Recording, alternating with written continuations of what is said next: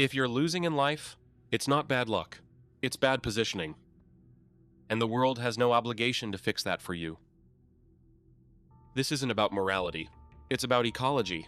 Every system has a food chain, and you are somewhere in it. The question isn't whether that's fair. The question is, do you know where you're standing? Big fish eat small fish isn't a saying. It's how the system operates. Before you were born, after you're gone. The winner doesn't ask how hard you tried. It asks one question. Are you useful? If the answer is no, you disappear. Mario Puzo wrote, "You are not rewarded for your virtue. You are rewarded for your victory."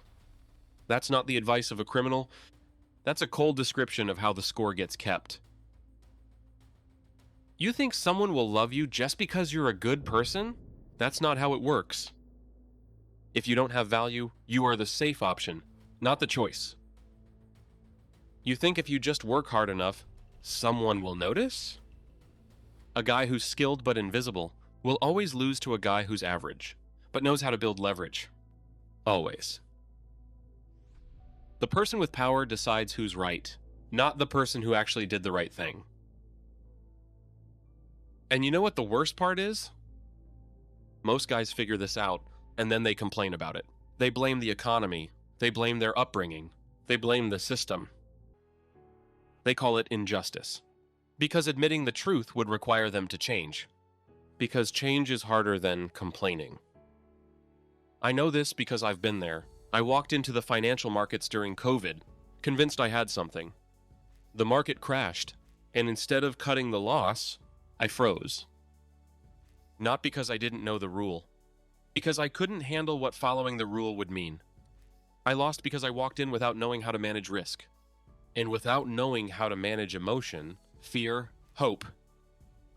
That's bad positioning, not bad luck.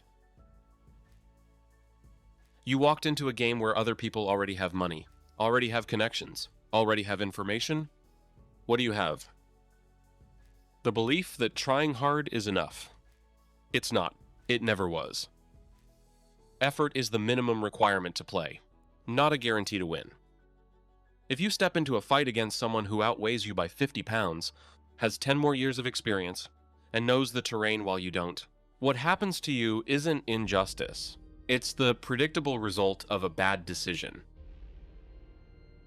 But here's what nobody tells you. Sun Tzu didn't say fight harder.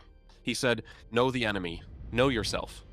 Not 100 victories, just never be destroyed. And the first thing you need to know about yourself is whether you're standing on the right battlefield. David didn't try to outmuscle Goliath. He changed the terrain. Goliath had size, armor, experience. None of it mattered, because David refused to fight Goliath's fight. You don't need to win every game. You just need to stop playing the wrong one. If you don't have capital, don't compete in the capital game.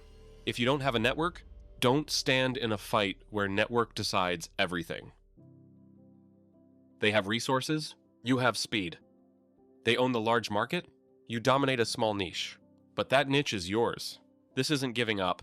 This is what winning actually looks like. The strong don't win because they're stronger.